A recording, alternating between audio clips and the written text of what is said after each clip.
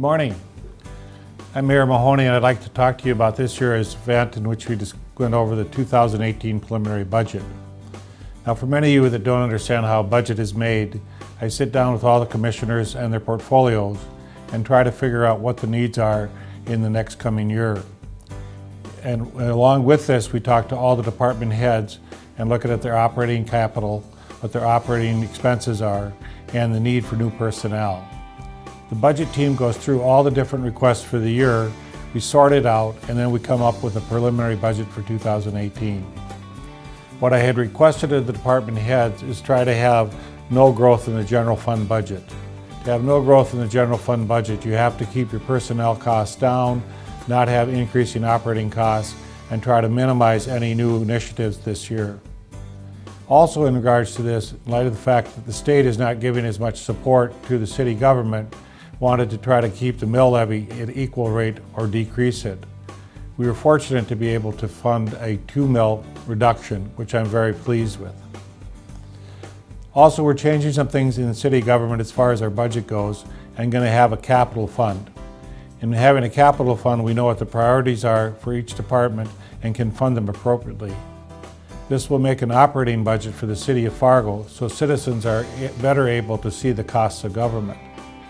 We're going to continue to push efficiency, technology, and new add-ons in our departments to see if we can increase the amount of services we can give without necessarily increasing the cost. The goals of the 2018 preliminary budget were 5. Number 1, no growth in the general fund budget. We're trying to keep our growth to a minimal or modest increase. Number 2, a property tax reduction of 2 mills for 2018. Number 3, a portion of the general fund capital will move to capital projects fund. What this allows us to do is utilize some utility funds mixed with our general funds to better handle our capital needs. A portion of our regionalization's revenue will be moved to the capital projects fund. By taking on water and wastewater, we are able to put more money into our capital needs for the city and minimize the burden on the taxpayer through their property tax. And finally, we continue to invest in public funding of safety and police. In order to do this, we have to have a strategic plan with the Chief of Police and Chief Dirksen, Chief of Fire, and figure out what the needs of the city are going forward. So we'll continue to invest in that to the needs of the city. The highlights of the preliminary 2018 budget. We're going to continue current initiatives. One is the Police Department lease of Border States Electric Warehouse. We can begin to move the police department personnel into the warehouse and utilize space for our needs. Number 2, permanent flood protection, FM diversion, and in-town levees. This will be a continued construction of the protection we need throughout the city. Number 3, the Mayor's Blue Ribbon Commission on Addiction. We're going to continue to fund this and see if we can find some solutions for this difficult problem. Number 4, growth of regionalization of utility services. Again, by making our infrastructure utilized throughout the community, we can provide water and wastewater for many of the communities in the surrounding area. This will help to decrease our costs and increase our revenue to the city of Fargo. Number 5, completion and fit up of new city hall. This is on time, on budget, and should be done next spring. Highlights of the preliminary 2018 budget, the new initiatives. Number 1, competitive wage adjustment of 2% in January 1st, 2018. 2, we invested in police staffing and equipment, 5 new FTEs. 3, a new fire pumper truck. 4, a portion of the general fund capital moved into the capital project fund. And 5, we're going to focus on strategic planning and Governor Burgum's Main Street initiative. We're going to continue to work on workforce development and neighborhood revitalization. These are important initiatives for the city to continue to be active in. In reorganizing the Department of Planning and Development, we're able to have the city strategically work with partners throughout the state and the city for new economic growth. In addition to that, we can have some seat at the table to look at workforce development and how we can be helpful in that area. It also allows the department heads to look more closely with communities and neighborhoods and see how it could be helpful in our city. There's a reorganization of the enterprise utilities by not replacing the enterprise director and having the 3 department heads run the departments. This continues to increase efficiency and allow us to have great services. Demolition of the old City Hall and redevelopment of City Plaza is something we're going to have to look forward to in 2018. When the new City Hall is done, we will be able to demolish the old City Hall. That offers a new opportunity for us to look at City Plaza and what we can offer to the citizens. Potentially, we're going to repurpose the Civic Center and have to figure out what we're going to utilize that area for. Many people have talked about an arts center, and we will truly look into this fall. We also are going to expand arts and culture opportunities for the city. When we look at the general fund revenue projections, you will see that it goes up by $3,600,000. But people have to understand the city has grown by 7.8% this year. 5% is new growth and development within the city, and the 2.8% is part of new valuations on your property. By allowing us to take part of that 5% new growth, we are able to expand revenue by 3.9%. This allows us to take the growth the city has had with now taxing the homeowner at a higher tax rate.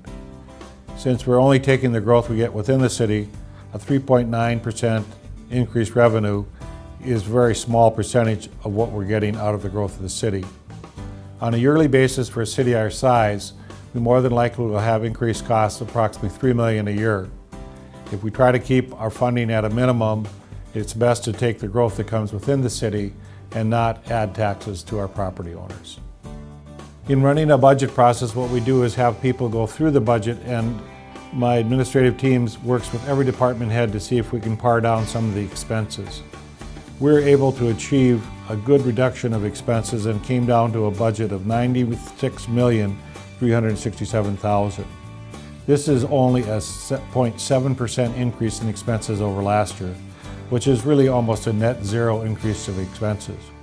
By a strict discipline with our department heads, we were able to achieve significant cost savings for the taxpayers. 2018 department requests personnel. Every year people come to us requesting certain personnel to fill out their departments.